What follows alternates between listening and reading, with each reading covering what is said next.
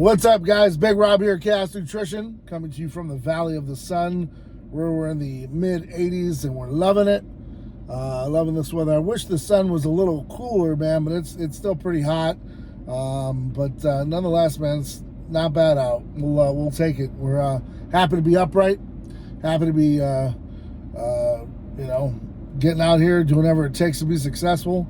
And I'm super thankful for your support. First and foremost, man, because without you, none of this is possible.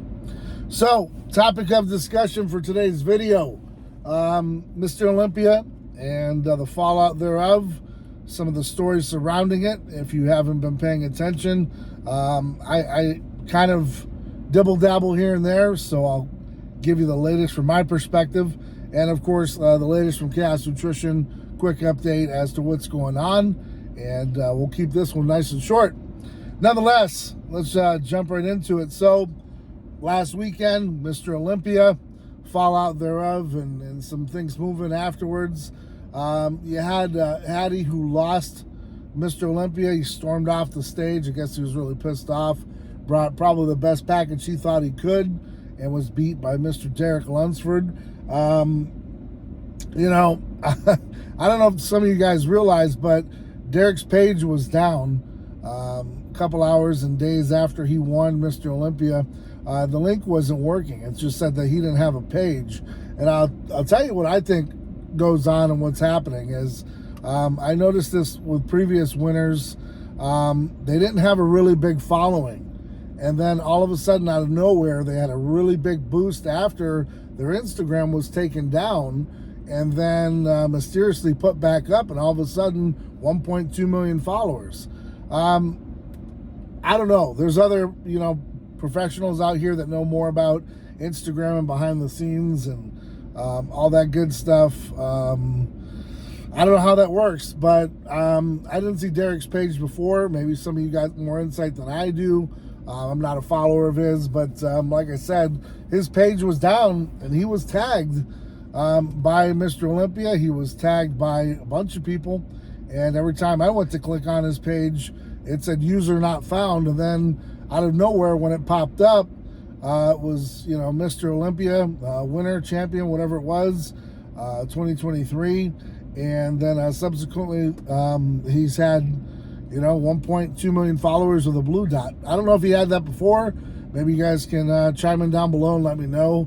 But as far as I know, that was just a little odd, and that did happen previous to with a couple of the winners in the past, and I just thought I'd bring that up because it's kind of ironic how that happens. What's my take on it? Hattie stormed off the stage. Some would say he's a sore loser. You put a lot of work and effort into some things, and sometimes it doesn't work out. How you react to it is how you react to it. I guess it's better than throwing a punch. I guess it's better than being completely pissed off and causing more trouble on the stage.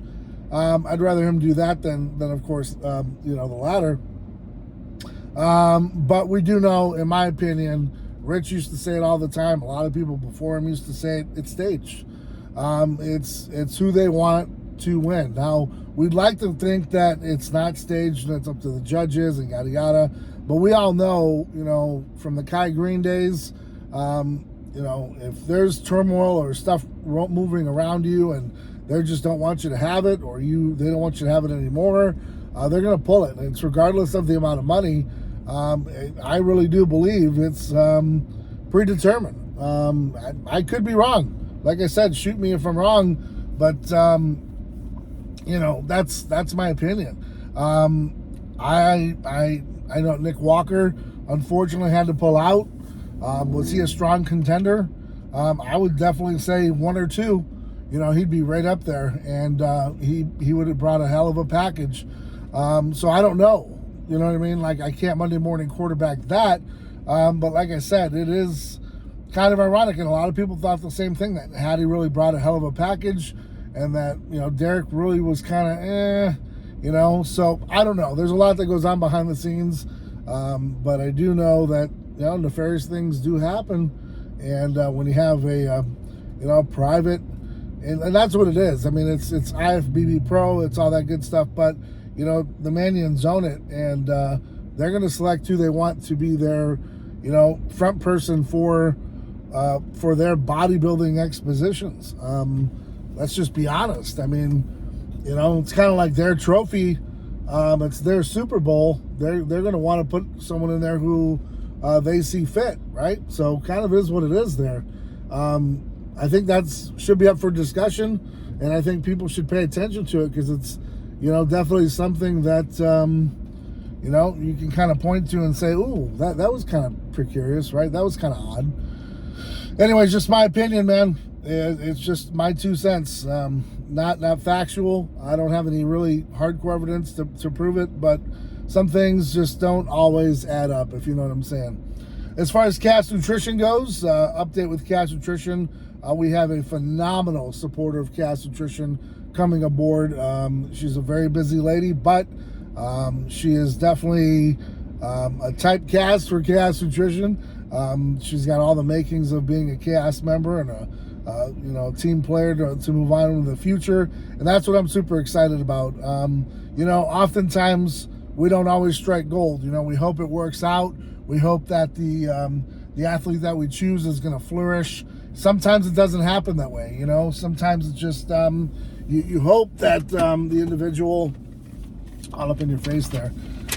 You hope that the individual would kind of like you know, pull through and really you know, be promising, but then things happen, and you know, it doesn't always work out that way, or you know, maybe they expected more than you're giving, or we expected more than they're giving, and it just sometimes doesn't work out. But then, you know, you get a phenomenal person like Goliath, who's been with us for years, and Celtic Power, Nordic Strength, Bo, you know, you get guys like that, and it just works out, you know, where we're doing this for a long time. The band stays together kind of thing. So my goal with this individual, this female coming aboard from El Paso, Texas this Friday, is just that, man, that she hangs on, does well, and man, I could really see some big things coming in the future. So I'm trying to build a team, guys. I'm trying to get out to the Expos in 2024, trying to make a big difference, trying to pull a comeback. It's been tough since COVID, but you know, we're on the right path. I think we've got a lot of the tools necessary in the toolbox to make this happen, and I'm looking forward to it. So, you know, the sky's the limit, right? We're just going to keep getting out there, putting our best foot forward, bringing you the best athletes that we can, and you know, that's the goal, that's the hope, is that we just keep pushing forward and try to battle the sun in my face as we go along there. But guys, I really appreciate the support. Thanks for tuning in, wherever you might be. Definitely appreciate everything you do for us. The likes, the comments, the follows, the shares, all that good stuff. It goes a long way here, and you can rest assured that we see you, we acknowledge you, and we definitely appreciate it. So until next time, guys, I hope you're staying ride or die. Hope you're doing whatever it takes to be successful. Until next time, I'm Big Rob, and I'm out.